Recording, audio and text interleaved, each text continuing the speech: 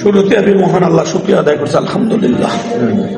সমস্ত চক্রান্ত ষড়যন্ত্রে জাত ছিন্ন করে যিনি এই ভোটারদের অন্তরে আমার সম্পর্কে মহব্বত তৈরি করে দিয়েছেন, ভোটাররা সুন্দরভাবে ভোট দিতে পেরেছে, কোনো বিশৃঙ্খলা ছাড়াই একটি অবাধ সুষ্ঠু নিরপেক্ষ নির্বাচন হয়েছে, সেই জন্যই আল্লাহ শুকরিয়া আদায় করছি। হবিগঞ্জের ভোটার যারা আছেন তারা বরাবরই আমাকে তারা পছন্দ করতেন, কারণ এর আগে আমি আর 3 বার মেয়র নির্বাচিত করেছি, আমি জেল থেকেও নির্বাচিত হয়েছি। মানুষ আমার ভালোবাসে, বিশ্বাস করে। এটা আমার ধারণাই ছিল যে কমপক্ষে আমি লক্ষ ভোটের ব্যবধানে আমি নির্বাচিত হব। তাই হয়েছে, আল্লাহর শেষ মেহরবানি। ভোটাররা ভোট দিয়েছেন এবং গণনা শেষে প্রায় লক্ষাধিক ভোটই ডিফারেন্স হয়েছে।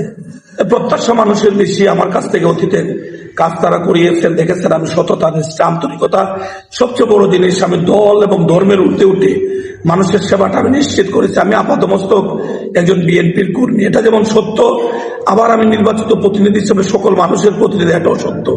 দুটার সমন্বয় করে আমি মানুষের সাথে আমার বন্ধুত্ব সৃষ্টি হয়েছে, এবারও তার ব্যতিক্রম হবে না। আমি সকল দল ধর্মের মানুষকে নিয়ে প্রত্যেকটি সমস্যা চিহ্নিত করে দ্রুত সময়ের মধ্যে সমাধানের আমি আপ্রাণ চেষ্টা করবো ইনশাল্লাহ। আমরা গত 17 বছর শুধু আন্দোলন করি নাই, আমরা 17 বছর আমাদের তৃণমূল পর্যায়ে আমরা আমাদের সংগঠনকে আমরা ডেলে সাজাইছি। এমন কোন গ্রাম নেই, ওয়ার্ড নেই, ইউনিয়ন নেই যেখানে আমরা বিএনপি কাউন্সিলের মাধ্যমে আমাদের কমিটি গঠন করি নাই। প্রতি জায়গায় আমরা আমাদের সংগঠন সাজিয়েছি, আমাদের জনসমর্থন বাড়িয়েছি।